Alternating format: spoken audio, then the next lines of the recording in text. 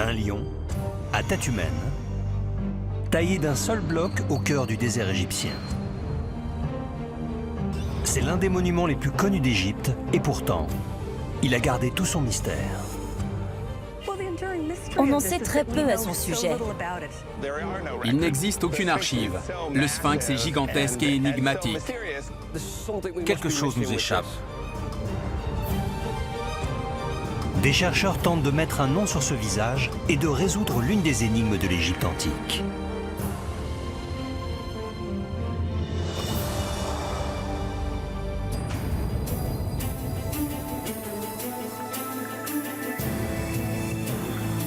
Notre passé cache des secrets gravés dans l'or, la pierre et le sang.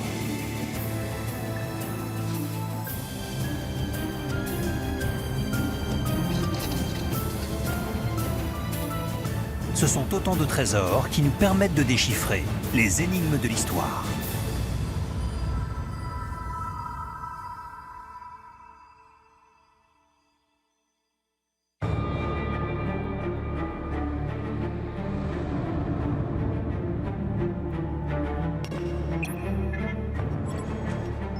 Sur le plateau de Gizeh, près du Caire, le sphinx se dévoile dans toute sa splendeur. Une créature mythique, un corps de lion avec une tête d'homme. Avec ses 20 mètres de hauteur et 73,50 mètres de longueur, c'est le plus grand monolithe au monde. Il est aussi haut qu'un immeuble de 6 étages.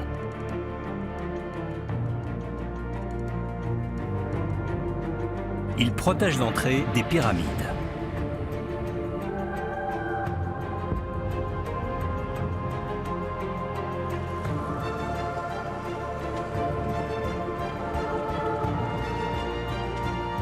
L'archéologue Melinda Hartwig cherche à percer son mystère.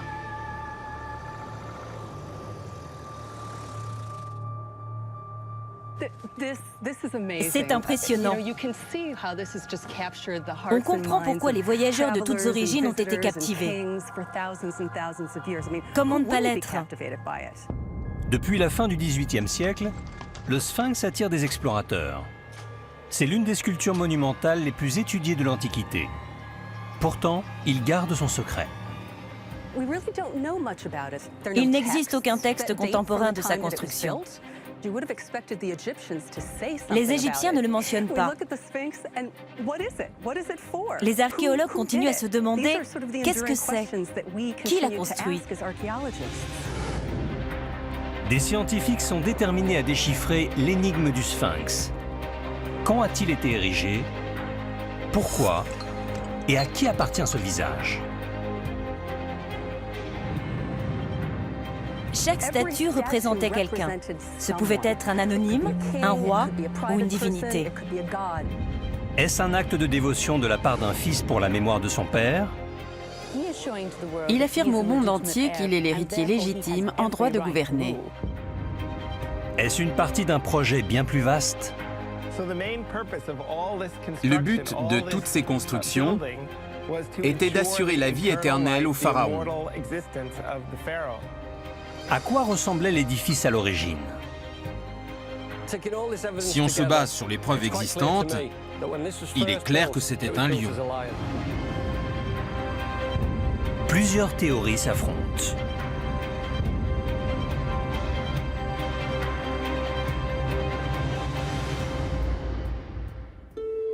L'archéologue égyptien Guy Omar s'interroge sur les origines du sphinx. La statue n'a pas fini de révéler de précieux indices. Une découverte récente apporte un nouvel éclairage. Il s'agit des vestiges d'un mur antique.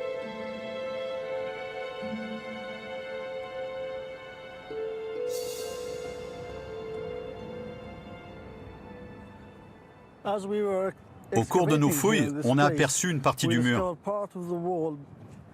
Au début, on pensait qu'il était tout petit. On a continué à creuser et on a trouvé un mur gigantesque qui s'étendait du nord au sud. Comme les briques étaient en bon état, on a cru que c'était une construction moderne.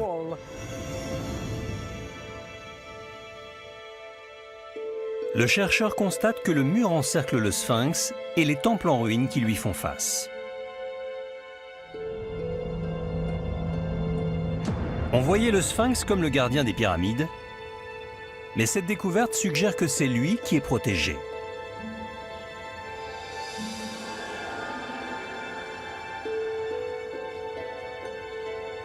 Ce mur va révéler une information importante. Sous le sable et la poussière accumulés depuis des siècles, des archéologues ont décelé un sceau royal qui porte le nom du pharaon Thoutmôsis IV.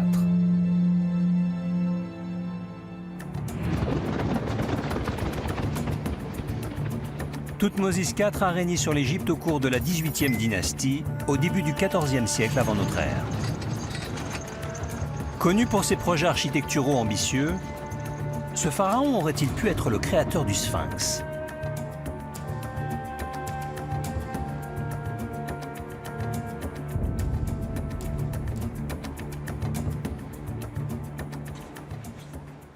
Mais Linda Hartwig découvre un indice sur une immense stèle.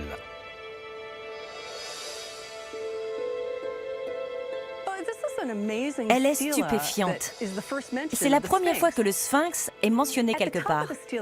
En haut de la stèle, il y a deux représentations de Thoutmôsis IV.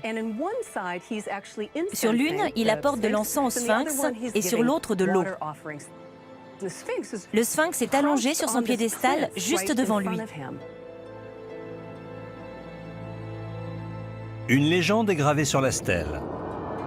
Elle commémore un événement marquant de la jeunesse du prince Thoutmôsis IV.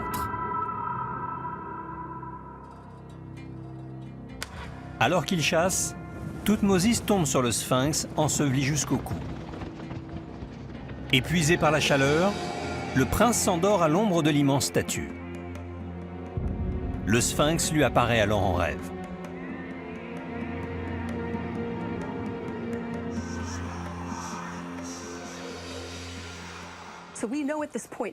À l'époque, la sculpture était recouverte de sable. Dans le rêve, le sphinx lui dit « Si tu enlèves le sable de mon corps, je te ferai roi ». Et c'est ce qui s'est produit. Thoutmôsis IV est devenu pharaon et il a commémoré l'événement sur la stèle.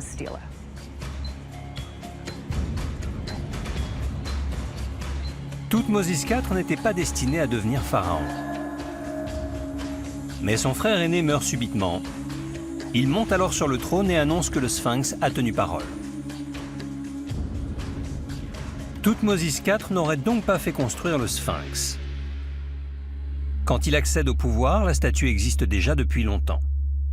Il l'aurait désensablée et fait ériger un mur pour la protéger. Sans Thoutmôsis IV, le sphinx aurait pu être oublié. Les générations qui ont suivi l'ont vénéré, et il reste aujourd'hui l'un des monuments les plus visités au monde.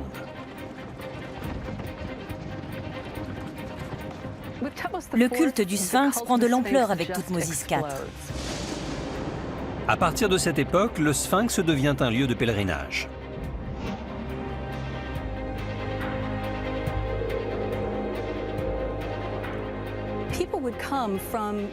On venait de Memphis, la capitale, et de toute l'Égypte pour lui faire des offrandes. À cette époque, les Égyptiens appellent le sphinx Harmakis, ce qui signifie Horus dans l'horizon. C'était un pèlerinage très populaire. Les gens qui venaient repartaient émerveillés par ce qu'ils avaient vu. Le sphinx devient si célèbre que Toutankhamon, l'arrière-petit-fils de Thoutmôsis IV, construit un palais sur le site. Il y a 3400 ans, le sphinx jouait un rôle crucial dans la société égyptienne. Mais une question subsiste. Qui l'a construit et pour quelles raisons?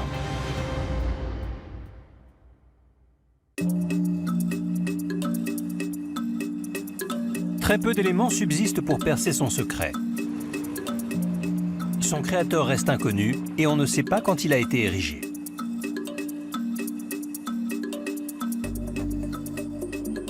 Les experts doivent examiner le site à la recherche d'indices. Relier le sphinx aux pyramides qui le dominent paraît évident. Elles ont été construites 1000 ans avant le règne de Thoutmôsis IV vers 2500 avant notre ère.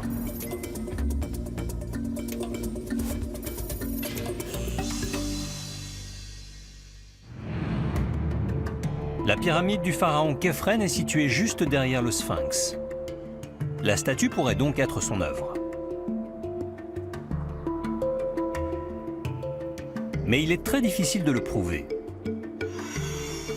Aucun test scientifique pour dater la construction du Sphinx n'est envisageable car il a été sculpté à même la roche. Des experts doutent que Képhren ait pu le faire bâtir. Pour le géologue Colin Reeder, le Sphinx a été construit avant les pyramides. Pour le prouver, il a examiné la composition de la roche des murs d'enceinte.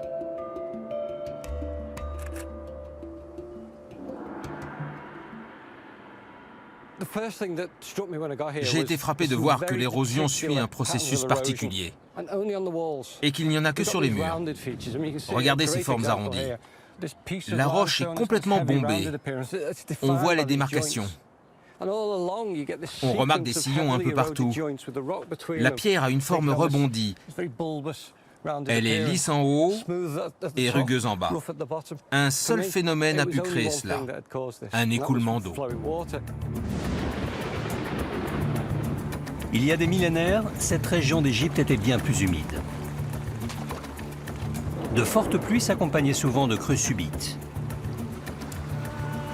L'eau devait ensuite s'écouler quelque part. Le site est légèrement en pente. Le sol s'élève progressivement jusqu'aux pyramides. Quand il pleut beaucoup sur un plateau de roche comme celui-ci, l'eau se déverse jusqu'à l'enceinte du Sphinx. Ces constats ne prouvent rien.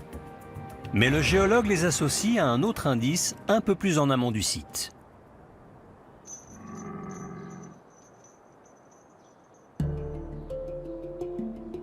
Les Égyptiens ont extrait des millions de blocs de pierre d'une carrière pour construire les pyramides.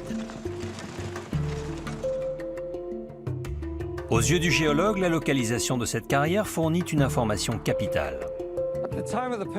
Au moment de la construction des pyramides, il y avait une énorme carrière juste derrière cette colline. L'eau qui s'écoulait du haut dans cette direction s'y déversait. Elle ne pouvait pas parvenir jusqu'au Sphinx. Si les pyramides et la carrière dataient d'avant le Sphinx, l'eau se serait répandue dans la carrière avant de pouvoir gagner les murs d'enceinte de la statue. Et la roche ne présenterait pas ces signes d'érosion. Pour le géologue, la conclusion est déroutante. Si le Sphinx était déjà là au moment de l'exploitation de la carrière, l'eau ne serait jamais arrivée jusqu'à lui. Il n'y aurait pas ces caractéristiques d'érosion. Ces particularités ont dû se former avant l'extraction de la pierre. Pour moi, cela veut donc dire que le Sphinx a dû être bâti avant les pyramides.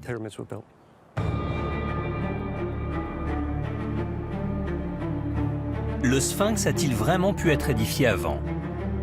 Son existence aurait-elle poussé les pharaons à construire ici leurs pyramides à une époque ultérieure? Le Sphinx pourrait donc avoir 4600 ans, peut-être plus encore. La théorie du géologue est controversée, mais il décide de poursuivre sa démonstration.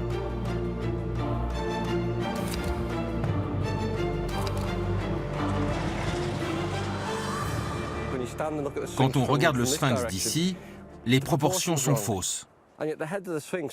La tête est trop petite par rapport au reste du corps qui est allongé et assez grand. Il est impossible que les Égyptiens se soient trompés. C'étaient des tailleurs de pierre exceptionnels. Il doit nous manquer un élément.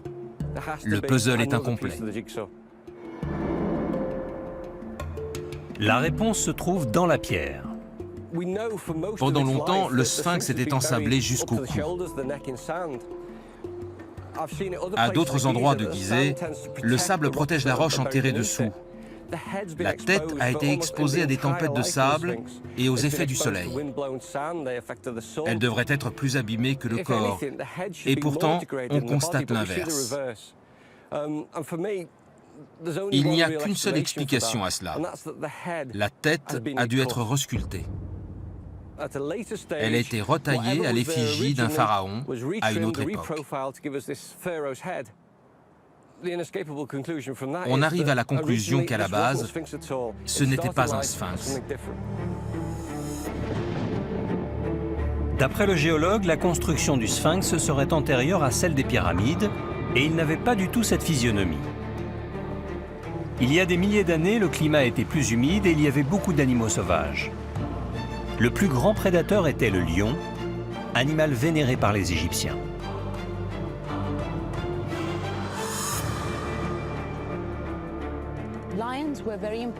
C'était un symbole puissant, car c'est une créature féroce, royale et fière. Tout comme le pharaon, il veille sur les siens. Il est effrayant avec ses énormes dents et ses griffes. Le trône des pharaons, ainsi que leur lit, était orné de chaque côté d'une tête de lion. Ramsès II avait des lions qui l'accompagnaient lors des batailles. Colin Reeder a découvert un lion gravé sur une stèle qui date de plusieurs décennies avant la construction des pyramides. Pour le chercheur, c'est un indice important.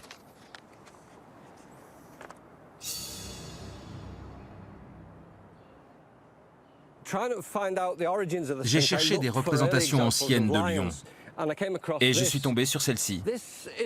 Ça date d'avant les pyramides de Gizeh. C'est lié à un pharaon car le nom de l'un d'eux est gravé dans la pierre. Si on compare le profil de ce lion à celui du sphinx, tout devient logique. Si on superpose les deux, ça coïncide. D'après moi, cette statue était un lion.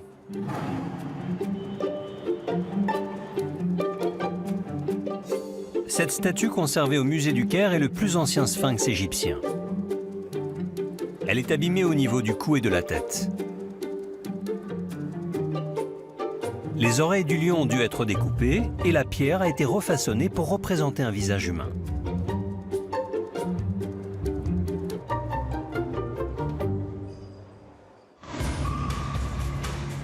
C'est ce qui a pu arriver au sphinx de Gizeh. Mais d'autres experts, comme l'égyptologue Peter Lacovara, sont en désaccord.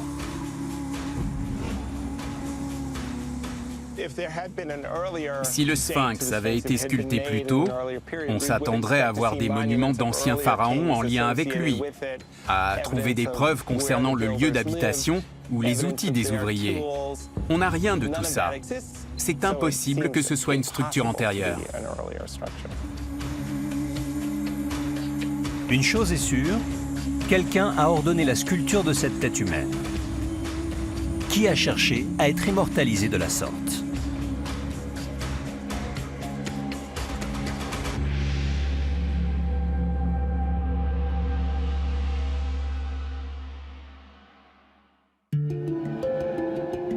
Il s'agit forcément d'une personnalité riche et puissante, tout comme les commanditaires des pyramides.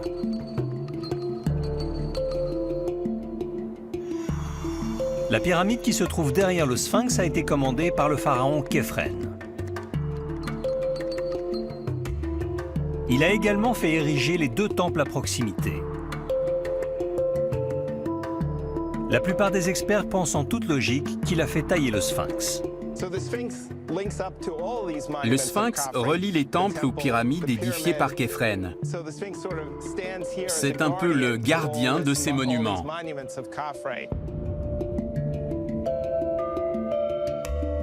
Mais ça n'est pas une preuve. Le site abonde de temples et de tombeaux. Certains scientifiques sont d'un autre avis. Ils s'intéressent à celui qui a ordonné la construction d'une autre pyramide proche du sphinx, Khéops, le père de Khéphren. Ce pharaon, qui avait des idées de grandeur, est le premier à avoir érigé une pyramide à Gizeh.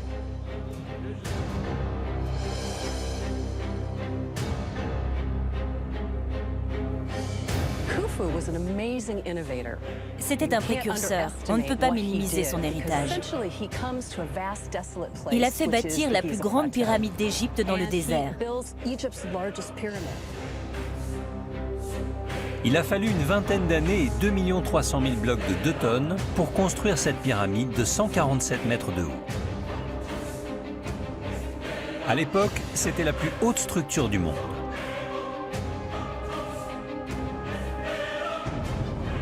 Khéops s'est fait dresser le plus impressionnant des tombeaux.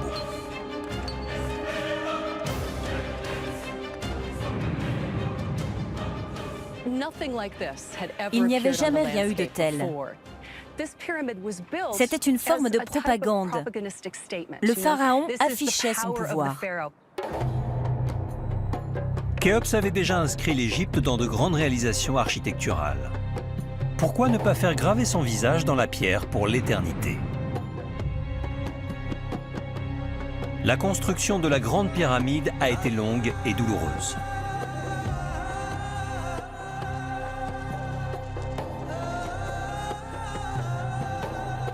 Si le Sphinx représentait le visage du pharaon, il pouvait surveiller son peuple pour l'éternité. Khéops aurait voulu laisser une trace dans le paysage, non seulement à travers la pyramide, mais aussi à travers le Sphinx. Un peu comme un dictateur qui se fait ériger une grande statue pour régner sur son peuple et sur son pays. Pour Melinda Hartwig, le Sphinx est l'œuvre de Khéops et non pas celle de son fils Khéphren. Elle cherche des preuves dans l'aménagement du site.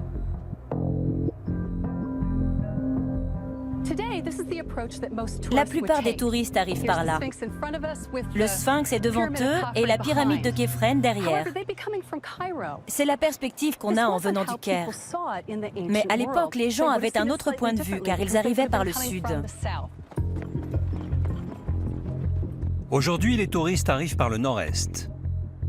Mais l'ancienne capitale Memphis était dans la direction opposée. Du temps de Khéops, l'angle d'approche était donc différent.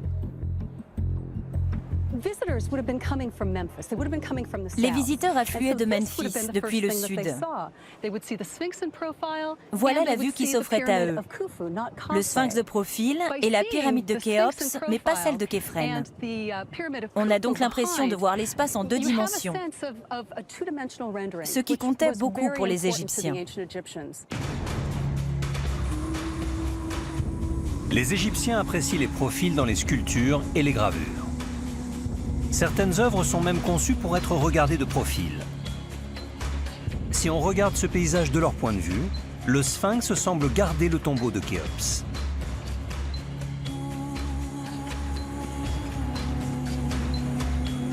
Melinda Hartwig s'intéresse alors au monument funéraire de Khéphren, le fils de Khéops, à qui on attribue souvent la construction du Sphinx. La pyramide de Khéphren est située juste derrière le Sphinx. L'égyptologue trouve un indice dans la disposition de la chaussée qui relie la pyramide au temple.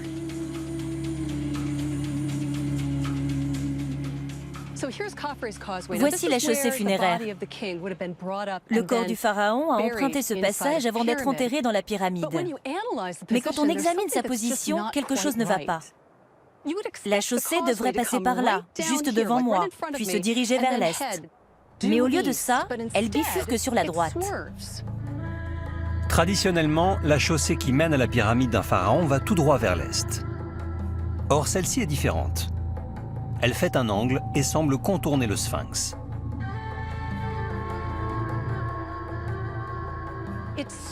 Elle vire sur la droite pour éviter quelque chose.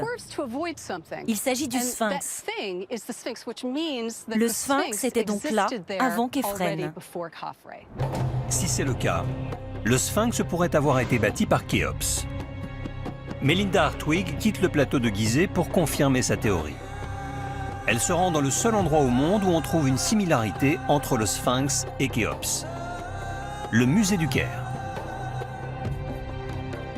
Comparons ce visage à celui du Sphinx.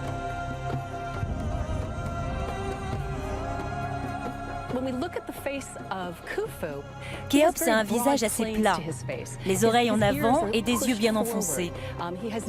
Ce sont les mêmes caractéristiques que la tête du sphinx. Il paraît donc logique que la statue représente Khéops. Il semble y avoir une ressemblance entre les deux. De plus, Khéphren est habituellement représenté avec une barbe de cérémonie. Mais le sphinx n'en a pas, et la statue de Khéops non plus. Cette sculpture fait moins de 10 cm de haut. Il nous faudrait plus que cette petite statue pour être sûr de ce qu'on avance. Elle est minuscule comparée au sphinx. On manque tellement de preuves qu'on ne peut pas être certain de quel visage il s'agit. Le sphinx a pu être construit par l'un des pharaons qui a fait ériger les pyramides. Il peut s'agir de Khéops qui a fait bâtir la grande pyramide avec une ambition inégalée. Ou de son fils Khéphren, dont la pyramide est juste à côté. Mais un autre membre de la famille pourrait en être à l'origine. Khéops avait un autre fils qui a été pharaon avant Khéphren. Il s'appelait Djedefre. Pendant longtemps, les experts ont pensé qu'il ne pouvait être le commanditaire du sphinx, car il aurait été banni par la famille.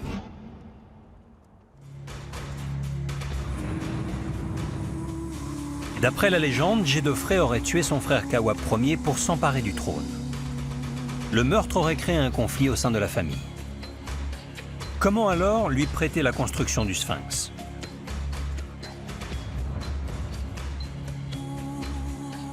Une découverte importante sur le plateau de Gizeh apporte un nouvel élément de réponse. Voici la barque solaire de Khéops, l'un des navires les mieux préservés de l'Antiquité. Pour l'égyptologue Salima Ikram, Djedefre pourrait être considéré comme le constructeur du sphinx grâce à cette barque.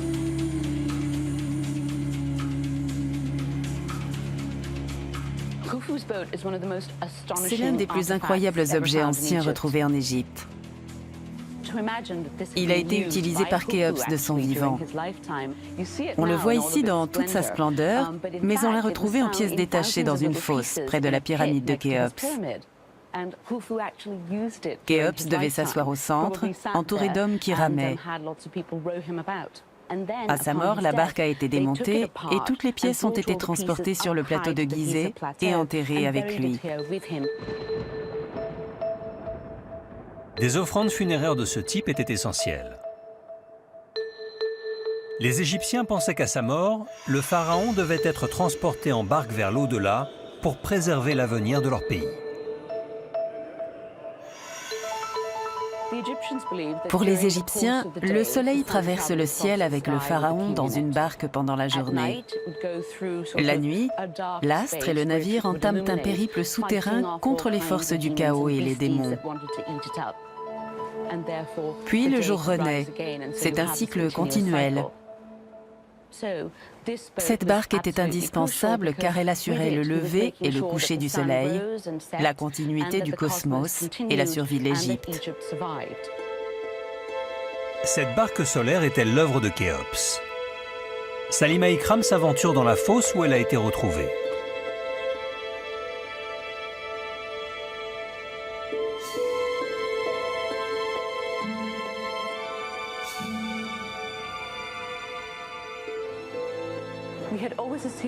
On a toujours pensé que Khéops avait fait bâtir ce navire lui-même. Mais dans cette fosse, on trouve le nom de son fils, Djedefre, sur 2 cartouches, ici et là. Khéops n'en serait donc pas à l'origine. Djedefre l'aurait fait construire pour son père, et cela change sa légitimité. Cela prouverait que Djedefre était proche de son père Khéops et qu'il a joué un rôle crucial lors de ses funérailles à Gizeh. Djedefre serait un fils dévoué. En rendant hommage à Khéops avec autant d'extravagance, il montre sa loyauté et renforce ses ambitions.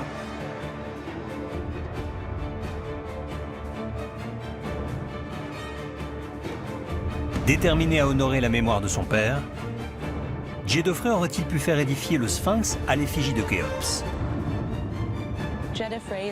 C'est possible. Il a mené d'autres grands travaux à Gizeh. Il a notamment fait construire la fosse qui contenait la barque solaire de son père, Khéops. À travers ce genre d'initiative, il cherchait une légitimité.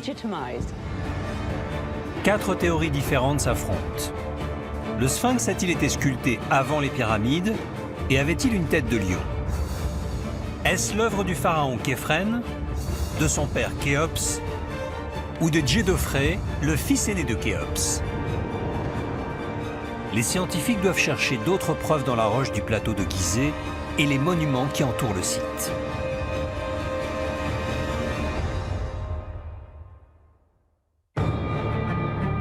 L'enquête se poursuit.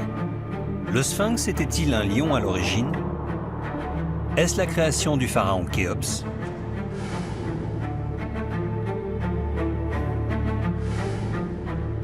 Djedefre, le fils de Khéops, a-t-il fait sculpter le Sphinx pour asseoir son pouvoir? Ou bien est-ce l'idée du jeune fils de Khéops, Khéphren, dont la pyramide s'érige juste derrière le Sphinx?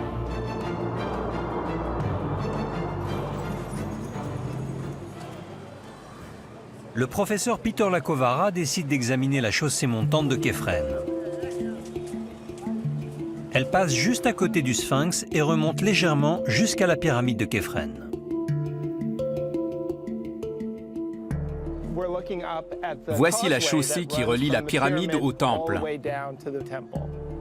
Le chercheur trouve une preuve importante laissée par les ouvriers de Khéphren.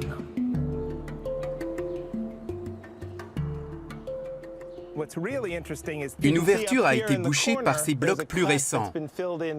Il y avait probablement un fossé d'écoulement qui permettait à l'eau de se déverser depuis la chaussée dans ce creux où se trouvait la carrière.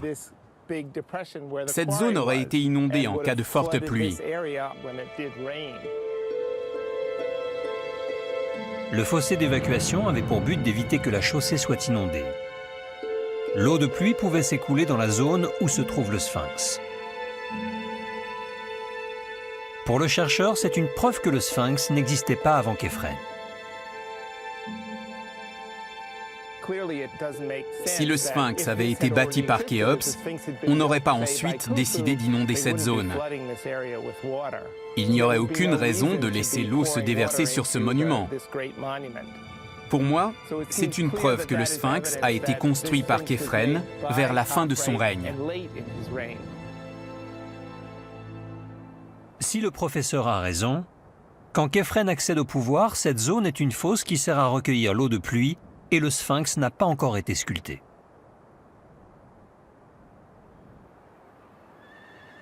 Mais le scientifique manque de preuves. Il n'y a aucune trace écrite. C'est une époque tellement lointaine. On n'a aucune archive ni inscription. Rien n'a survécu. Rien ne nous indique à quelle période il a été édifié et par qui.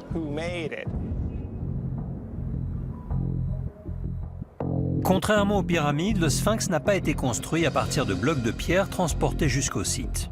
Il a été taillé dans le roc. Peter Lacovara revient au point de départ.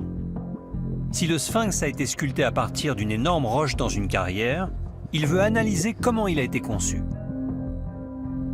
Il découvre un indice figé dans la pierre. À l'origine, la zone à proximité du Sphinx devait ressembler à ça. Le temps semble s'être arrêté. On arrive bien à imaginer comment des centaines d'ouvriers alignés martelaient la pierre.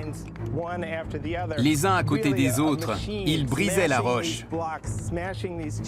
Ils creusaient des sillons pour détacher des blocs et les transporter ensuite pour bâtir les pyramides et les temples de Gizeh. Des milliers de tonnes de roches ont été prélevées dans le sol pour construire le Sphinx. La roche ainsi creusée a ensuite été sculptée à l'effigie d'un sphinx.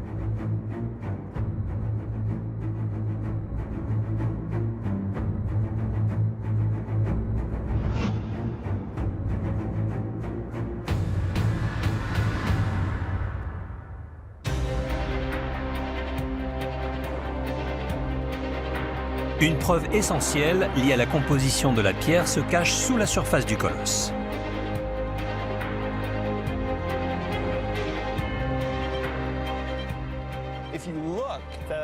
Le calcaire est formé de différentes couches. Certaines sont plus molles que d'autres et ont plus souffert de l'érosion que les strates au-dessus ou en dessous. Ces motifs caractéristiques se retrouvent sur les murs de la carrière. Peter Lacovara a mis en évidence l'existence de calcaire. Il y a des millions d'années, le plateau de Gizeh était sous la mer. Les débris de milliards d'organismes marins se sont accumulés au fond de l'océan pour former, couche après couche, la roche qu'on voit aujourd'hui. Certaines couches sont plus dures et résistent mieux au temps que d'autres. Il y a donc un effritement caractéristique du sphinx.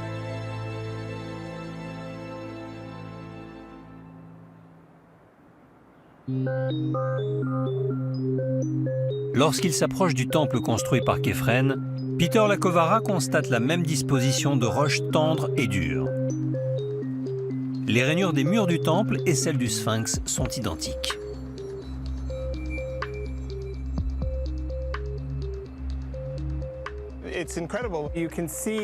Regardez ces motifs d'usure. Cette couche tendre se retrouve sur ce bloc et celui d'à côté. Ces signes d'effritement sont un peu comme des empreintes. Ils nous indiquent la provenance de la pierre. Ils coïncident parfaitement avec la roche du corps du sphinx. Si la roche qui était autour du sphinx a servi à construire les temples de Képhren, le sphinx a dû être sculpté après ces temples.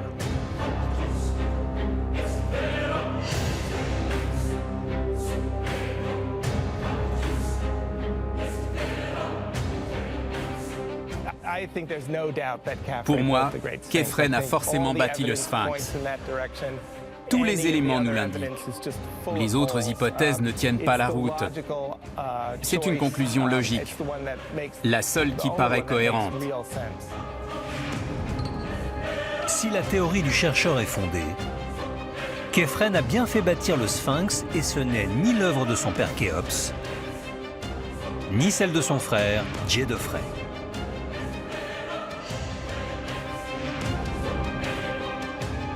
Cela écarte la thèse du géologue Colin Reeder pour qui le sphinx était à la base un lion sculpté bien avant l'époque de Képhren. Le visage du sphinx serait donc bien celui de Képhren. Mais une question subsiste. Pourquoi Képhren a-t-il fait construire cette statue ?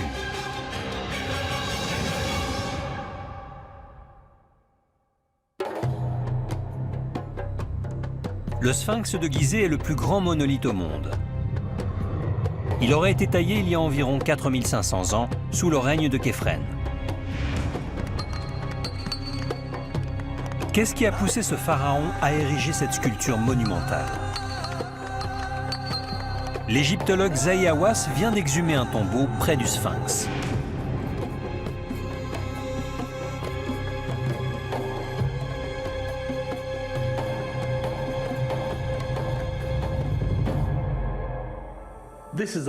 C'est une découverte récente. Apparemment, c'est un cimetière dédié aux prêtres de Képhren. On ne s'attendait pas à trouver ça. Le pharaon Képhren meurt après 25 ans de règne vers 2494 avant notre ère. Ce tombeau prouve qu'on lui a voué ensuite un culte funéraire. Il ne faut surtout pas être oublié dans l'Égypte ancienne. On établit un culte et la population apporte du pain, de la bière, du vin, des offrandes capitales pour un pharaon. Voici le tombeau des prêtres de Képhren. Leur mission était de perpétuer son nom après sa mort grâce à des rituels religieux et à des offrandes. C'est une découverte essentielle. Pour la première fois, ce cimetière montre les personnes impliquées dans le culte de Képhren et du sphinx. Le culte de Képhren s'est poursuivi jusqu'à la fin de l'Ancien Empire égyptien. Le culte de Képhren a perduré. Durant des siècles, des prêtres ont veillé sur les temples du pharaon. Pourquoi la mémoire de Képhren a survécu plusieurs siècles après sa mort? La réponse se trouve dans la statue colossale et le temple situé devant.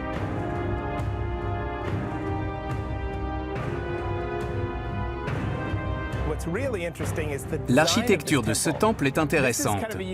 On n'a jamais vu ce type de structure auparavant. Il s'agit d'un temple supplémentaire.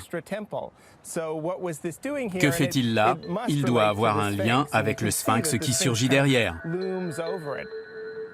Les archéologues le dénomment le temple du sphinx. Construit par le pharaon Képhren, c'est le seul temple de ce genre en Égypte. Voici les ruines d'énormes piliers. Des statues immenses de Képhren étaient installées devant eux. Il devait y en avoir une ici, une autre là, une par ici, une autre par là, une autre là-bas, encore une. Il devait y en avoir 12 au total. Peter Lacovara établit la position de 24 piliers et 12 statues de Képhren. Pour lui, une chose est sûre, le pharaon et son peuple vouaient un culte au soleil.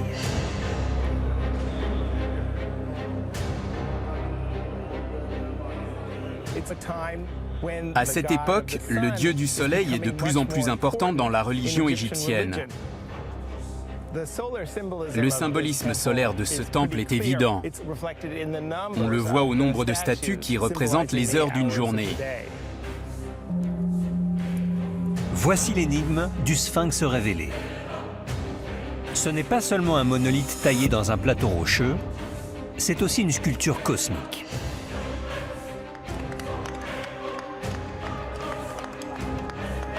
Les emplacements du temple de Képhren, du sphinx et de la pyramide semblent avoir une signification religieuse précise.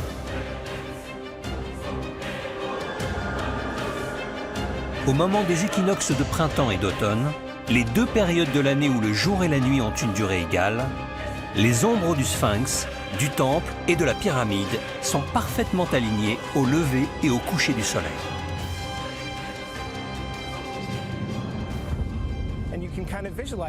Pendant l'équinoxe, on voit le soleil s'élever ici. Il y a une niche pour une statue dans l'axe central du temple. Sur le mur opposé, il existe une autre niche, également sur l'axe central. Ces deux statues devaient être éclairées pendant l'équinoxe. Le soleil illuminait d'abord une statue et lui donnait vie, puis, au fur et à mesure de sa trajectoire dans le ciel, la statue s'assombrissait, alors que l'autre statue s'illuminait à son tour. C'était le symbole d'un cycle éternel de mort et de renaissance.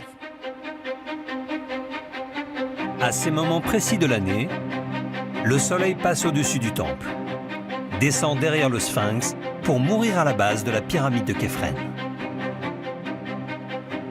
Le sphinx est un symbole du pharaon qui présente des offrandes au dieu du soleil.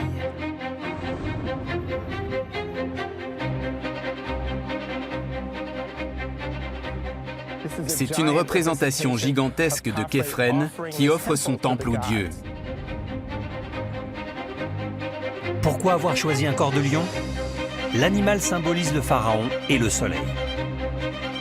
Les deux pouvoirs qui régissent l'Égypte se trouvent réunis. Les Égyptiens respectaient beaucoup la nature. Le lion est de couleur jaune, comme le soleil. Il a une énorme crinière qui rappelle l'astre et ses rayons. Le fauve est surtout actif à l'aube. C'est le moment où il chasse et il aime se prélasser au soleil. Tous ces éléments font de lui le symbole du soleil et du dieu soleil.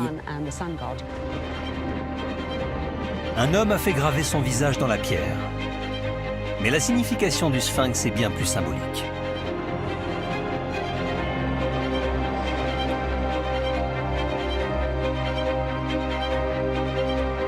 Le positionnement de chaque pierre et l'alignement du sphinx avec le temple et les pyramides ont été pensés avec beaucoup d'ingéniosité. Pour Peter Lacovara, Khéphren voulait ainsi accéder à l'immortalité.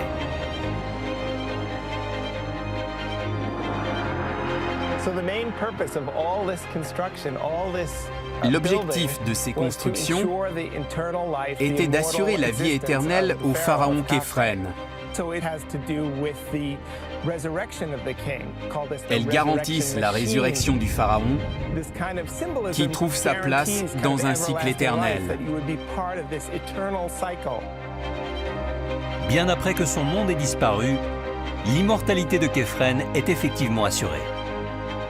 Car aujourd'hui, 4500 ans plus tard, nous pouvons toujours contempler avec émerveillement le visage du pharaon.